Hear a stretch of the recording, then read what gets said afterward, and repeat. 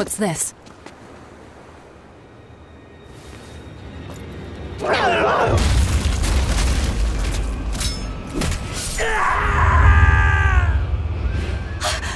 demon! The demon we heard about? Sounds like it's having fun. Then we'll use this distraction.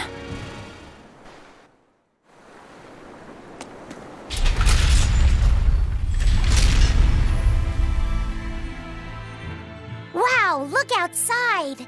It's the ocean! This was a place of worship for Aminoch, the Water Empyrean. The ancients built this sanctuary underwater for the same reason that Eumasia's temples were built underground. But building this underwater couldn't have been easy. Aye. With the Earth temples, all they had to do was keep digging. Here, they had water to contend with. How did they do it? You can't split the sea like you can a log. They started by stacking giant stone blocks in the shallows, creating an enclosed space. Then they drained the water and expanded the enclosure. Once they had done that enough times and secured enough dry space, they were able to dig into the sea floor. It's mind-boggling, isn't it? The humans believed that by going through such great hardships to build these temples, they could show the depth of their devotion. Additionally, current research suggests the site of this temple once sat on the seacoast. What? Are you saying I'm wrong? No, I'm only reporting what I've read in academic journals. How would coastal ruins sink into the ocean? When the Empyreans began their slumber, the land shifted, and this temple was swallowed by the sea. Scholars were able to prove that the sand and the heavy stones formed an airtight seal around the structure. Later, people carved an undersea tunnel to connect to the temple, bringing it to its current state. Now that you mention it, I think I read that book too. Revised Theories on Ancient Architecture, right? That's the one. Have you read it, Eisen? No, I only read the first edition. The problem with the stone enclosure theory is that each time you expand the enclosure, the innermost stones have to be carried out. Once that was pointed out as being too inefficient, alternate theories were developed. The revised edition has a number of competing theories. I highly recommend reading it. I will then. So, wait, was that a complete rebuttal of Eisen's explanation? That was not my intention. It's okay. Archaeology is a continuous process of asking new questions and making new discoveries. Prevailing theories change all the time. What's it matter anyway? Let's just get going. There's no Empyrean here, right, Eisen? If you're worried about it, why not flip that coin of his? Heads, no Empyrean. Tails, Empyrean Central. But it always comes up tails. Like I said before, these temples are nothing more than places of worship built by human hands. The current religion started when humans, fearful of natural forces, began to worship four gods they called the Empyreans. If you're concerned about whether or not one is sleeping in these ruins, just remember that their very existence is only legend. Be that as it may, Enominat certainly exists. Aye. But I've never heard a single story of anyone actually seeing an Empyrean. Enominat must be a special case then. Must be. I suppose so. If there were four more like him, and they were all trying to stop us, we'd be sunk. I can't disagree.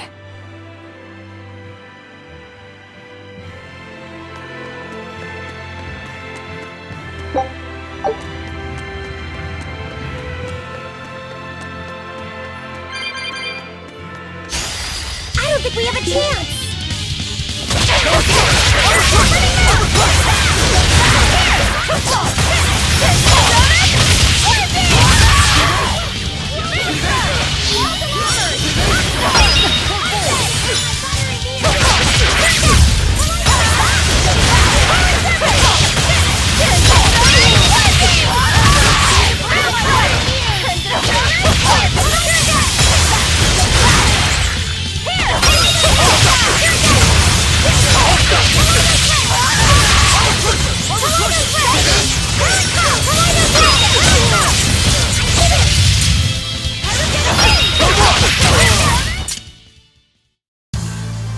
Your style is really unique. Just wait until I pull out the good stuff.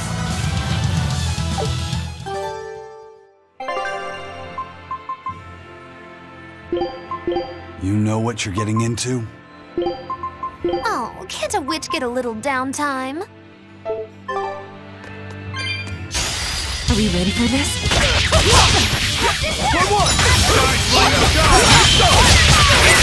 Killing flash! But I'm this close, I won't miss! Form zero! Thunder!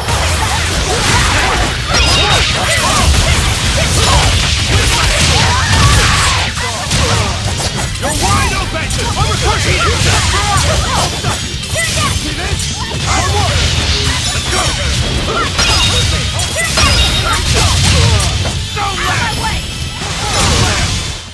That wasn't worth the effort.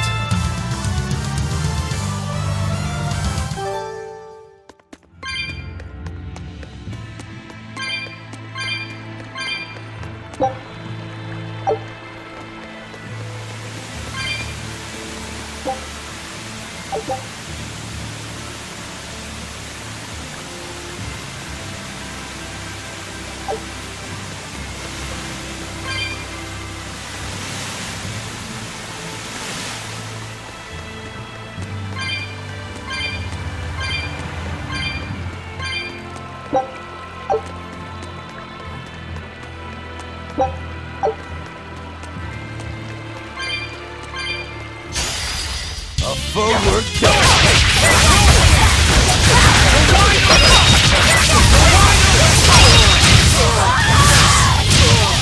Is that all you got?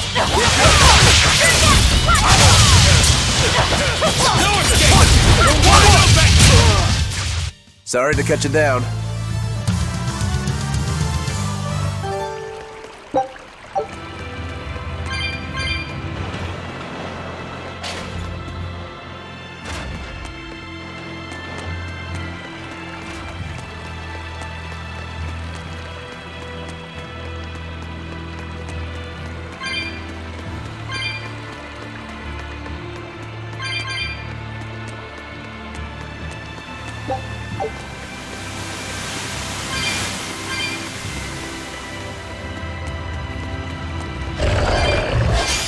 Are we ready for this?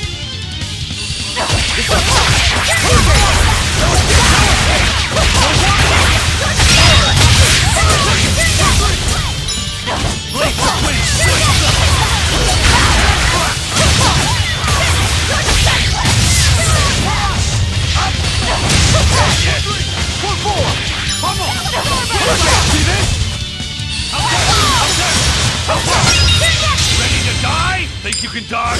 Just try! Perfect mayhem! Fly away, little birdie. Far away.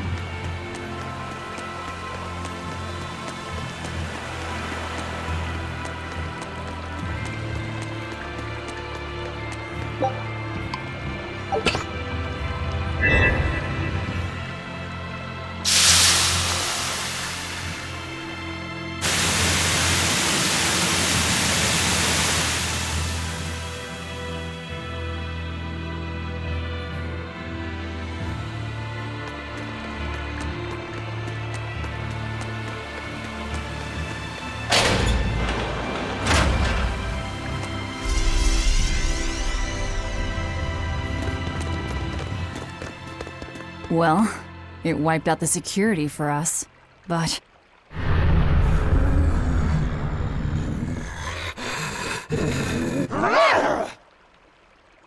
Well, look at that. Wolfie's got the crest of Amenoch, the same pendant worn by priestesses. Then that makes this demon. Yeah, she must be the missing mother, Mahina. Can't be.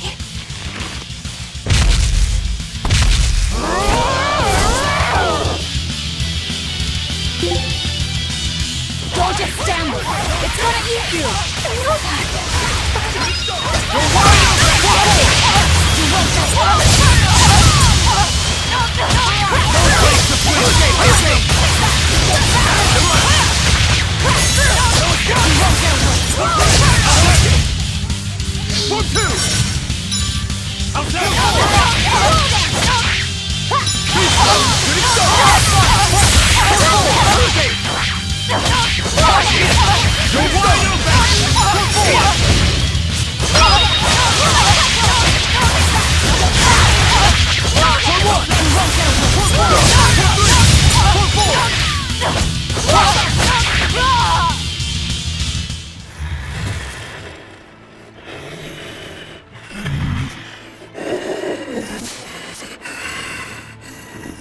To think a priestess, beloved by her village, would become a demon. Eleanor? She's never going to be the same again. This is the least I can do for her. So says reason. Huh? That feeling!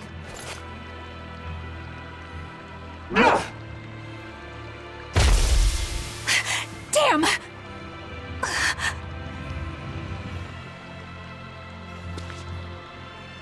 Let the demon be. We don't need it.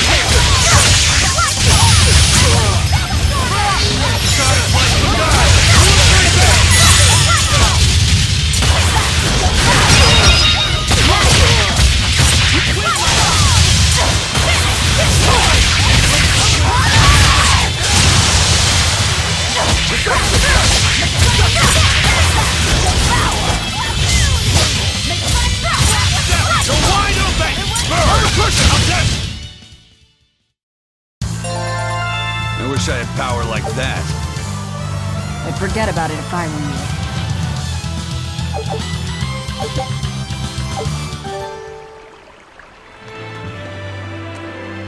That demon.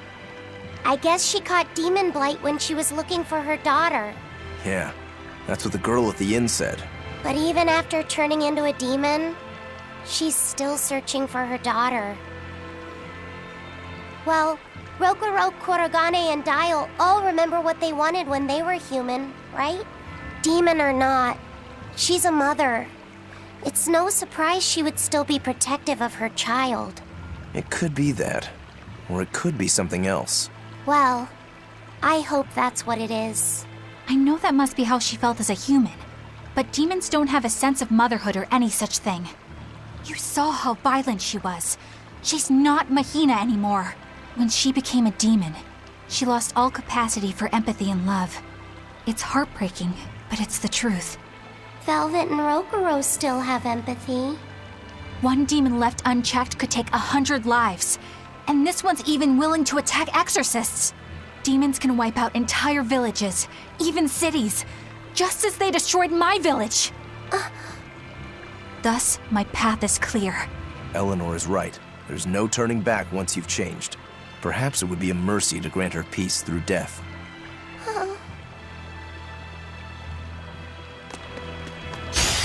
Are we ready for this? No escape! No escape! No escape! No escape!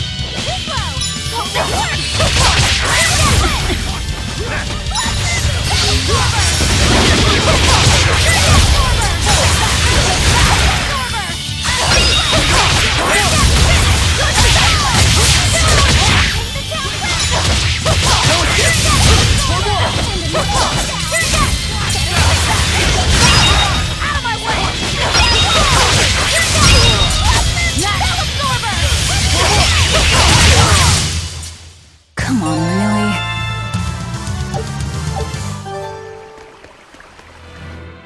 Is Innominat really an Empyrean?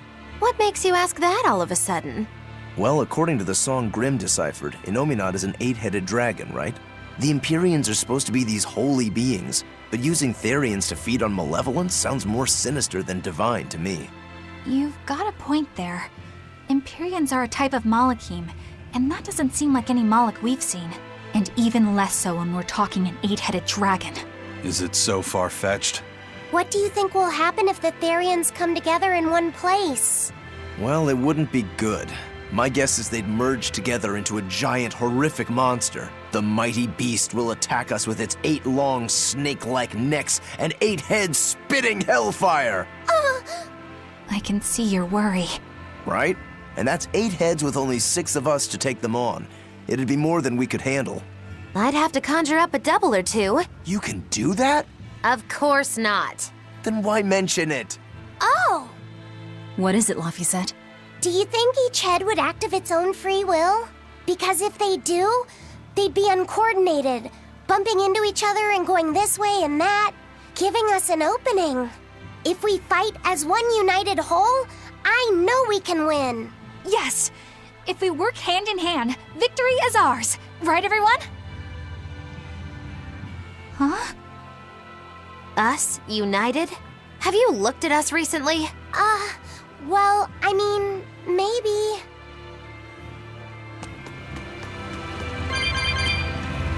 It won't open. Is there some sort of trick to it? Well, you could always try busting through it, but I wouldn't. Who knows what sort of traps you might trigger? I know. Look at that diamond-shaped stone in the door. Haven't we seen that somewhere else? You're right. It was on the pedestal with that chalice. That huge thing? You must have some sharp eyes there. I was more interested in what was inside that chalice. So, what? That chalice is the key? Somehow I doubt it'll be that simple. Some stones are colored and some aren't. It must hold some kind of significance. I think you're right.